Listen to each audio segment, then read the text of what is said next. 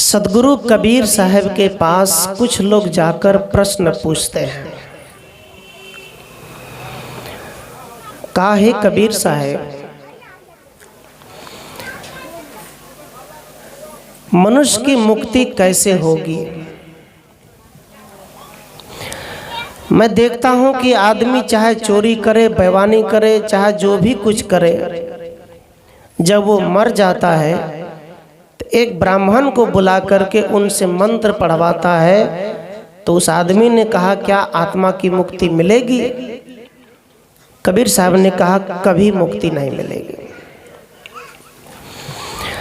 उस आदमी ने कबीर साहब से कहा, आदमी जो छुआछूत में डूबा हुआ है वो छुआछूत कैसे उतरेगा? आजकल आदमी छुआछूत कैसे उतारता है? बाल काटकर, नाखून काटकर छुआछूत उतारता है, छुतका उतारता है। याद रखना, यदि बाल छील देने से छुतका उतर जाता तो आज से 50 साल पहले महिला लोग पढ़ती नहीं थी, अंगूठा का निशान लगाते थे। क्यों? क्योंकि पहले के जमाने में जो अशुद्ध जाति के लोग थे, जो नीच जाति के लोग थे, वो पढ़ नहीं सकते थे। केवल ब्राह्मण राजपूत ही पढ़ सकते थे, क्योंकि पहले हम लोग अछूत माने जाते थे। कलम किताब नहीं पकड़ सकते, रामायण गीता नहीं पढ़ सकते। जब बाल काटने से छुतका उतरता है तो आज से 100 साल पहले लोग अछूत क्यों थे? बाल तो सब काटते थे। जब पुरुष की बाल कटता है, महिला बड़ा बड़ा झोंटा है उसका तो कटता ही नहीं है, उसमें तो छुतका है कि नहीं?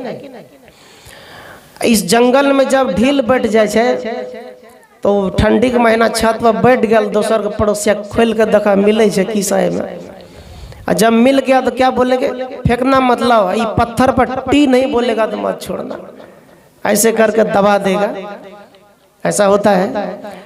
अब बताइए छुतका कहाँ है? ज्यादा छुतका कहाँ है? सज्जनों, कबीर साहब ने कहा, मूड़ मुड़ाए हरि मिले तो सबको ही लेत मुड़ाए, बार बार के मूड़ते भेड़ बैकुंठ न जाए। कंबल की रुई बनती है, जो भेड़ की रुइया है, भेड़ की जो रुई होती है उससे कंबल बनते हैं। और जो भेड़ का रुइया का कंबल वो गड़ता है थोड़ा सा, तो भेड़ी का रुआ का बहुत कुछ बनता है। कंबल बनते हैं, चादर बनते हैं, कपड़े बनते हैं, बहुत बनता है। कबीर साहब कहते हैं, यदि मुंडन करने से, बाल छीलने से यदि आत्मा की मुक्ति हो जाए और छुतका उतर जाए तो भेड़ी तो साल में 3-3 बार मुंडन करा लेता है, वो तो मनुष्य बन गया होता, वो तो आदमी बन गया होता, लेकिन वो अभी तक जानवर ही बना है।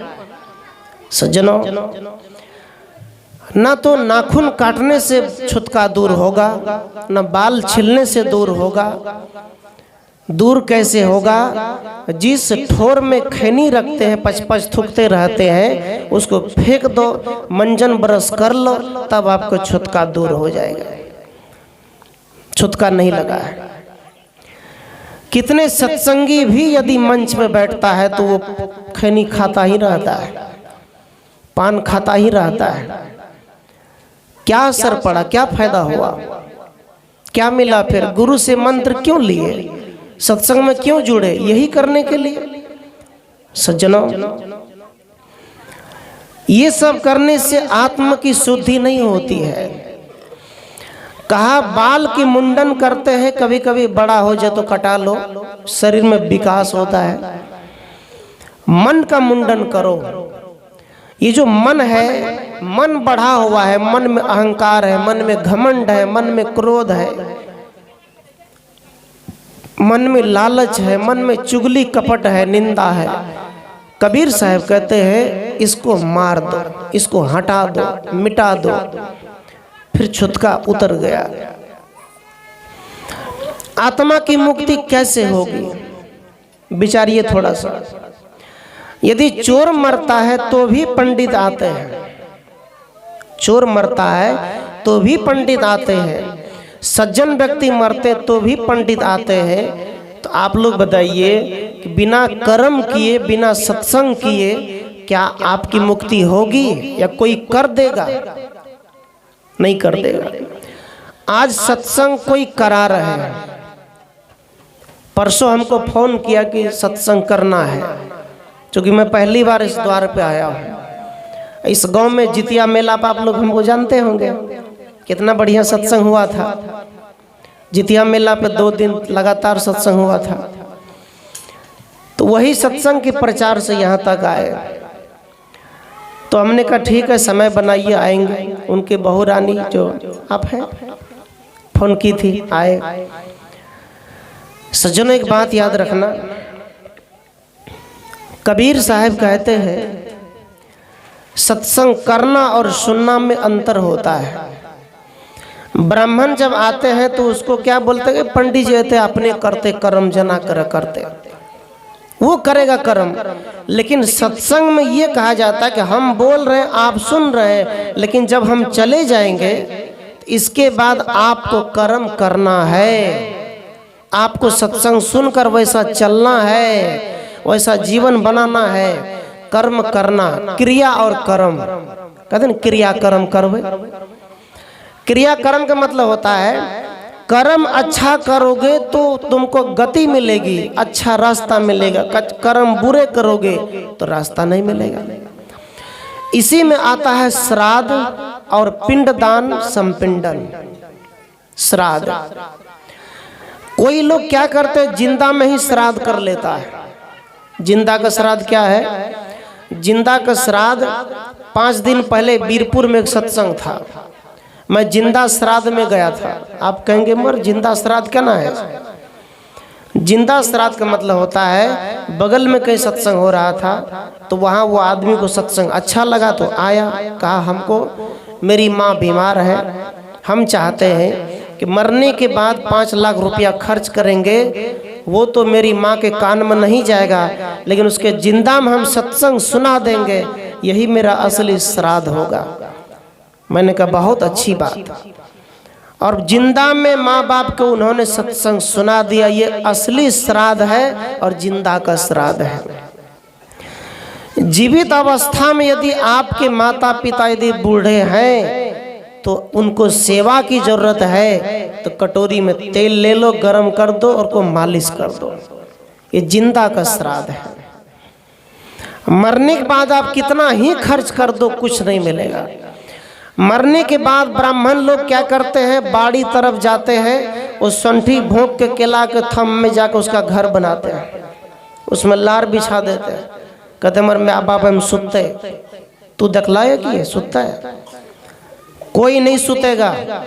आपकी माँ बाप जिंदा में आपके घर में, आपके रूम में सोएगा, आपके गोहाल घर बथान पर सोएगा, वहाँ बिस्तर ठीक कर दो, उनकी धोती कपड़े साफ कर दो, साड़ी साफ कर दो, उसे भोजन करा दो। यह है जिंदा का श्राद्ध। तो श्राद्ध का मतलब होता है श्रद्धा से किया हुआ कर्म। जो श्रद्धा से किया कर्म होता है वो जिंदा का होता है, मरने के बाद नहीं। तो उसी में क्या करते हैं, 3 दिन होता है पीड़ कूटना। कूटे कि ना? कैसे कूटते हैं? चावल कूटते हैं।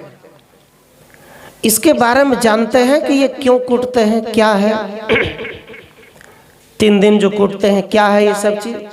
सज्जनों, आज भी माता लोग केकरो जगर बकरी खोल के खेत में चल जाए छे, ककरो गाय माल जब कोनो अथी में चल गल तो या कोनो बच्चा में झगड़ा है छे तो दोनों में लड़ाई करे छे। तो लड़ाई में कभी कभी कह दे छे जो तोरा नीक नहीं है तो बेटा मर जो, ऐसे बोलते हैं। और एक बात और बोल दे, तोर पीड़ कुटबो बुढ़िया, ऐसे बोल देते हैं। बोलते हैं कि नहीं?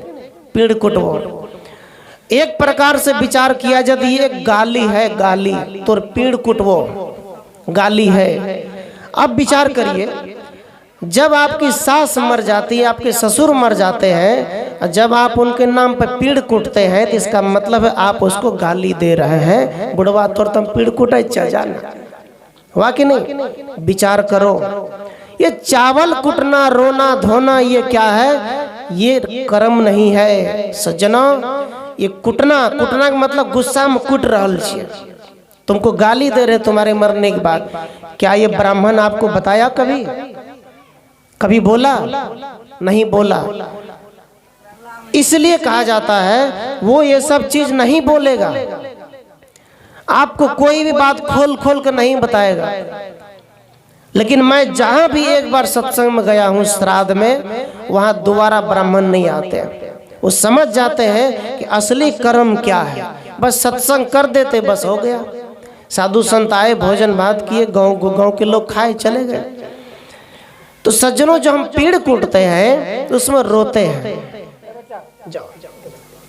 रोते हैं। क्यों रोते हैं? आंसू बहाते क्यों चल गए अब इसलिए रोते हैं। सज्जनों, रोना कब चाहिए? जब आपके घर में, आपके परिवार में कोई दुखी है, परेशान है, तो आपको दया का आंसू बहाना चाहिए कि हम उसकी सेवा कर देंगे। लेकिन पेड़ कूटने से, पेड़ बनाने से, ये सब श्राद्ध नहीं है, ये पंडितों की चाल है, इसमें नहीं फंसना चाहिए। इसलिए गुरु भगवान की सत्संग करके घर में, परिवार में प्रेम आनंद से जीना चाहिए। इसी में आता है कि लोग बाड़ी में भी भोजन पहुंचाते हैं, पहुंचाते कि नहीं? केला के पत्ता में चाहे कितना भी कुछ, जब तक बाड़ी नहीं जाएगा तब तक कार कौवा खाएगा, कुत्ता खाएगा। तो कह देते बुढ़वा खेने है या बुढ़िया खेने है। आप देखे हैं कि वो खाए हैं? नहीं खाए हैं। इसलिए सज्जनों, आपको यदि देना है तो जिंदा में दो, जिंदा में खिलाओ। एक बार की बात, एक बूढ़ा आदमी था, उसको 5 बेटा था, 5 बेटा। पांचों में वो क्या हुआ, फुटबॉल बन गया। फुटबॉल जो बच्चे लोग खेलते हैं, कभी इधर से लात मारे, कभी उधर से मारे, कभी ओकराल जो, कभी ओकराल जो, ऐसा हो जाता है। ऐसा हो गया सज्जनों। ऐसा करते करते एक दिन क्या हुआ, गांव में सत्संग हो रहा था। वो बूढ़ा आदमी जीवन में कभी सत्संग में नहीं गया, लेकिन जैसे आज इस द्वार पे सत्संग हो रहा है, ऐसे सत्संग हो रहा था। उसमें सत्संग में गया, सत्संग जब समाप्त हो गया, सब चले गए, तो बूढ़ा वहाँ संत के पास जाकर रोने लग गया। कहा, गुरुजी आप मेरे घर चलिए। कहा क्यों? कहा मेरे घर में बहुत काल कलेश है, बहुत काल जाल का प्रकोप है, आप ही मेरे काल को शांत कर सकते हैं। बहुत परेशानी है, जो सोचते हैं काम नहीं होता है, काम बिगड़ जाता है, पैसे नहीं बचते हैं, रोग व्याधि लगा ही रहता है। 5 पुत्र हैं, हम एक बाप हैं, लेकिन किसी में मेल नहीं है, इसलिए आप मेरे घर चलिए। मैं कभी सत्संग में नहीं आया, आज आए। कहा आज कैसे आया? कहा देखिए महीना कितने दिन का है, 30 दिन का महीना होता है। मेरे बच्चों ने कहा है कि 15 दिन ये खिलाएगा, 15 दिन वो खिलाएगा, लेकिन इस बार 31 का महीना लग गया, एक दिन कौन खिलाएगा? हम एक दिन कहाँ जाएंगे? इसलिए आज हम भूखे हैं, इसलिए सत्संग में आ गए। आप मेरे घर चलिए। कहा मैं तो नहीं जा पाऊंगा आज, लेकिन ये युक्ति बताता हूँ, जाओ इस युक्ति का पालन करो। वो आदमी चला गया। वो आदमी जब गया तो कहा देखो एक स्टील का लोटा है, दान पेटी, दान लोटा है ना, लोटा वाला दान है, पैसा गिरा दे। कहा वो खरीद कर ले आओ। ले आया। कहा देखो उसमें 100 रुपए खुदरा पैसा गिरा देना, रोज शाम में तुम थोड़ा सा सत्संग भजन गा लेना, उस लोटा को ऐसे झमका के हिला देना। जैसे हिलाया तो 5 पुतों सुने, बाप रे बाप, बुढ़वा का तो पैसा ढेरिक छे। ऐसा जब सुना तो बूढ़ा के पैसा बहुत है, तो फटाफट उधर से भोजन आने लग गया। बाबूजी हमर खइयो न पहले, हमर लियो न पहले भोजन। बूढ़ा समझ गए कि सत्संग काम करना शुरू कर दिया। ऐसा करते करते सज्जनों, फिर ऐसे करते करते एक दिन वो खाना पहुंचा, कभी थारी के लाइन लग गए। क्या किया जाए, बहुत भोजन हो गया। बूढ़ा जो दुबला पतला हो गया तो मोटा गया खा के। अब गांव में निकले तो कहे बाप रे बाप, देखे चाकल मोटा गल, कहे मत पूछो, ये सत्संग की शक्ति है। अरे कौन सा सत्संग, हमको भी तो बताओ। कहा चलो सत्संग में। सज्जनों ऐसा करते करते एक दिन बूढ़ा मर गया। बूढ़ा जब मर गया तो मरने के बाद कहा जाता है सभी बेटा के मन में बड़ा खुशी हुआ। चिंता कथी के छे, चुपचाप रह, श्राद्ध बरखी कर्म कर ले, अब पैसा तब निकालबे ओमे से, है ना। पैसा तो जब बोले छे तो पैसा तो रखना है, तो पैसा को वो बचा बचा के तोषक में रखा था, ऐसा सोच रहा था। जब सब हो गया क्रियाक्रम तब तौर में से पैसा खोजने लग गया, कुछ नहीं मिला, पूरा उकट पुकट दिया। अंतिम में लोटा मिला, लोटनी ओकरा झाड़ा तो 100 रुपया, उसको निकाला तो 100 रुपया। उसमें चिट्ठी लिखा हुआ था, चिट्ठी। उस चिट्ठी में लिखा था सेवा परमो धर्म, का सेवा ही धर्म है, सेवा से बढ़कर दूसरा कोई धर्म नहीं है। यदि कोई साधु आश्रम में जाता है, आलसी में सोता है, सत्संग नहीं करता है, 4 बजे नहीं उठता है, यदि वो ध्यान में नहीं बैठता है तो वो भी आश्रम का महत्व नहीं रखेगा, सोएगा, खाएगा, कुछ नहीं करेगा। कितने ध्यानी होते दही चूड़ा वाला, दही चूड़ा वाला ध्यानी जो होता है उसको उससे मतलब नहीं होता है भक्ति सत्संग से। खाओ पियो बस मौज करो।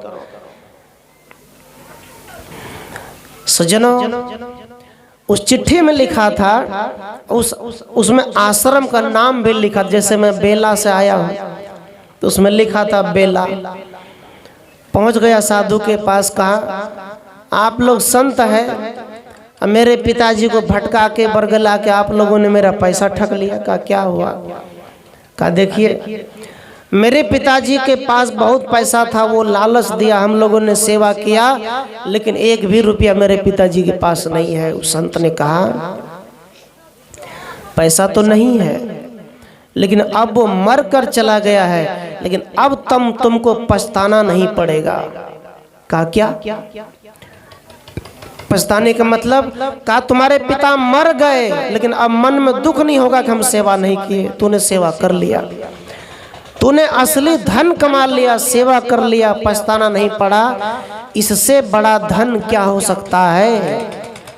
कहा बेटा युगों युगों तक तेरा नाम रहेगा, 5 पांडव में तेरा नाम लिखा जाएगा, सेवा तो कर लिया। तब संत ने कहा पूछो ये पिता तुमको मिलेगा दोबारा, वो माँ तुमको दोबारा मिलेगी? कहा नहीं। कहा इस संसार में समय, मृत्यु और एक बार जो माँ बाप, जो सास ससुर चले जाते हैं, जो पत्नी एक बार दुनिया से चली जाती है, जो पति एक बार छोड़कर चले जाते दुनिया से, वो दोबारा उस रूप में नहीं मिलता है। संत ने कहा अब वो पिता नहीं मिलेगा, इससे अच्छा हुआ कि तूने पिता का सेवा कर लिया, यही तुम्हारा असली श्राद्ध हो गया। यह है सत्संग की शक्ति। हो गया श्राद्ध। सज्जनों, हम लोग कहीं न कहीं गलत तरीके से श्राद्ध करते हैं और उस श्राद्ध का कोई मतलब नहीं रहता है, उस श्राद्ध से हमें कोई कल्याण नहीं होता।